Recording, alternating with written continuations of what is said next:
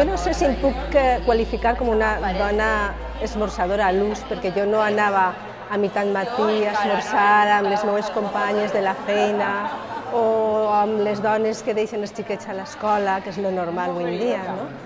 En realitat jo el que feia era anar a esmorzar els caps de setmana, dissabte, diumenge, amb el meu home. Va per Tugari. Una esmorzadora és això, és juntar-se amb gent molt interessant i passar una estona la mar de bé. A veure, que estic molt emocionada de no sols de ser una dona esmorzadora, sinó de reunir-me per fi, perquè la pandèmia s'havia posat molt difícil. I la veritat és que cal cridar l'atenció de la gent en coses que sembla que no són importants, però són molt importants, perquè són coses de la vida diària. Compartir un espai que mai ha sigut nostre, que ara sí que ho és, i que esperem que puguen sumar-se moltes més dones. Esmorzar és el millor del món. Què vas a dir? Que n'hi ha alguna menjar millor que no siga esmorzar?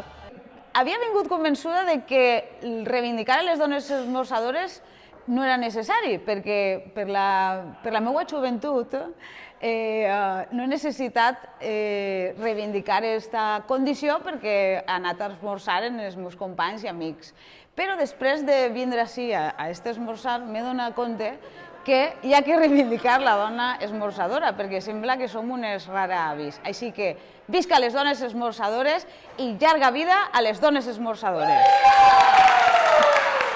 Pues així estem reunides celebrant la primera edició de Dones Esmorzadores, perquè és normal que en una cultura d'igualtat hem d'estar també nosaltres, que també ens agrada el comboi i reunir-nos i menjar. Per què no?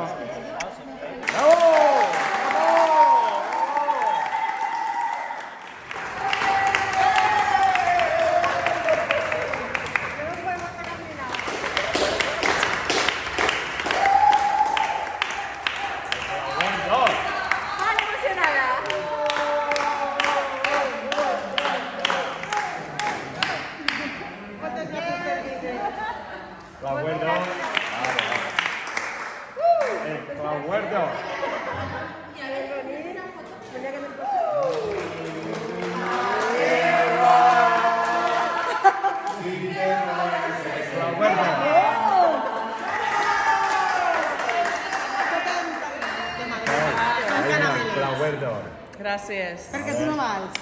Bravo! Y la chiqueta principal de la fiesta. Adiós. Nada más que hablar. Piensa en mí. Adiós. Porque Ahora soy yo la que quiere estar sin ti. Por eso vete, olvida mi cara, mi casa, mi cama y pega la puerta.